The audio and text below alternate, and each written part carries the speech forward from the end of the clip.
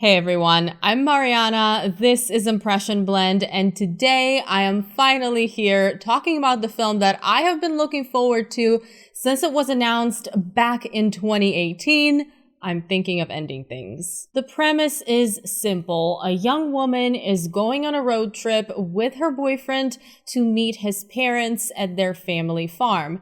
Trouble is, she is actually thinking about ending the relationship. If you've been watching my videos for some time now, you already know that I am a huge fan of the psychological thriller novel this is based on. I'm Thinking of Ending Things by Ian Reid. I have recommended it so many times. It's a book I never miss a chance to talk about.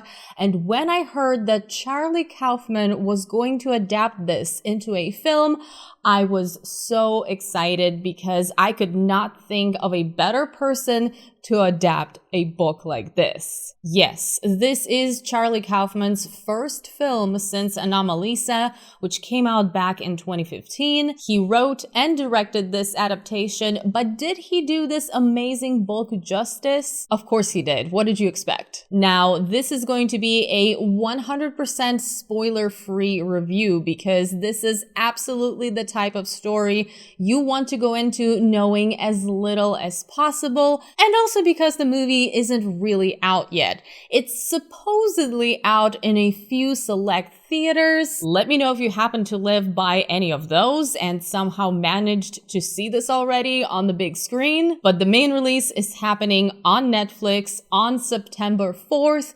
I got a chance to see it a little bit early because I have been blessed with a screener, and I'm going to tell you as vaguely as possible why you should be excited about this one. The film is, of course, not as simple as it may seem from the premise. This wouldn't be much of a psychological thriller if it was just your regular road trip to meet the parents movie. I guarantee you that you are going to find yourself unsure about what is going on in this film and why at multiple points as you're watching this, and I'm just here to assure you this is 100% fine. The way to experience this film is to pay close attention. Put your phone down, give this film your full attention, and let it take you on its psychological and emotional journey. Here, Kaufman really meditates on human connection or the lack of it, on memories and perception, on ideas of romance and loneliness, on guilt. There is a lot going on here. I'm Thinking of Ending Things is 2 hours and 14 minutes long,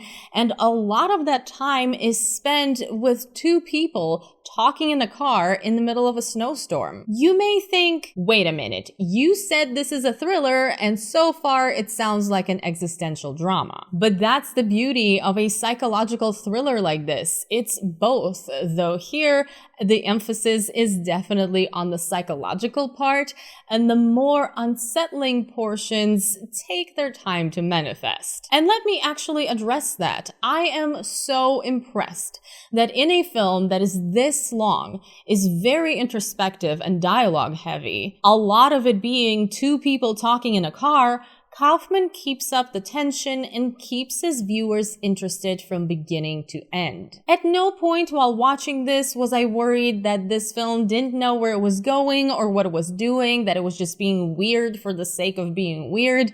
Everything here is a very deliberate choice, and it is definitely the type of film you are going to finish and immediately want to watch again to see how that second viewing changes your experience. I know, I'm being extra vague today, but believe me, it is worth it, and I will be making a spoiler discussion on I'm Thinking of Ending Things once you guys actually get a chance to watch the film. There is so much to discuss. I want to give you my take on it. I want to hear your take on it. So make sure you are subscribed and you have your notifications turned on so you don't miss that video. But back to why this film is great. Of course, I have to mention the brilliant cast here. First up, our two leads, Jessie Buckley and Jesse Plemons, two wonderful actors. I am particularly a big fan of Jessie Buckley. I've loved her in everything I've seen her in so far, but each of them bring powerful, rich performances that are easily award-worthy. Also, let's not forget the supporting cast with our queen Toni Collette,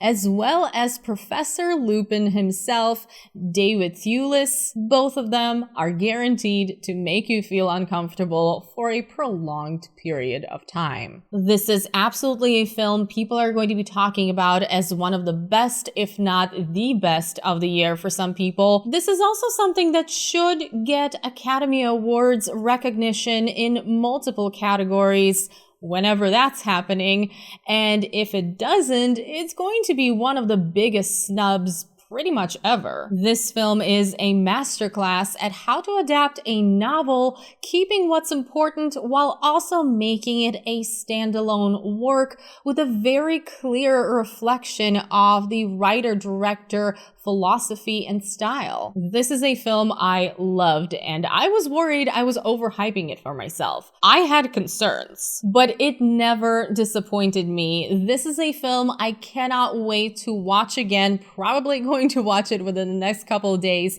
and I can't wait to discuss it with whomever I can. It's smart, it's introspective, it's weird, it's dark. It's not going to be for everyone, but it was certainly for me, and at this point, you know whether or not it sounds like it's for you. And with that, I'm thinking of ending things a 9 out of 10.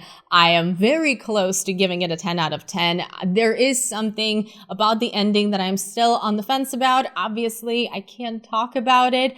Maybe on a rewatch, I will end up bumping it to 10 out of 10. And if that happens, I will update you on my Letterboxd and probably in my spoiler discussion video, because I am going to rewatch it before I make that. So look forward to that. If I have any updates, I will let you know. But as of right now, a solid 9 out of 10, and definitely the best film of the year for me at the moment. That's it for this quick review, guys. I hope you enjoyed it. Let me know if you're looking forward to the film, if you knew it was coming out and were already excited, if this sounds like something you should be excited about. Let me know if you've read the book, and if you haven't read the book, obviously, I highly recommend it. It's one of my favorite psychological thrillers I have ever read. Plus, it's super short, so if you're not into reading very long novels at the moment, this is not going to take much time, and the audiobook for this is very, very good as well. So think about that. Thank you so much to all of my patrons for supporting me on Patreon, and an extra special thank you to the patrons whose names are on the screen right now. Of course, in general, a huge thank you to everyone who has made it to the end of this video.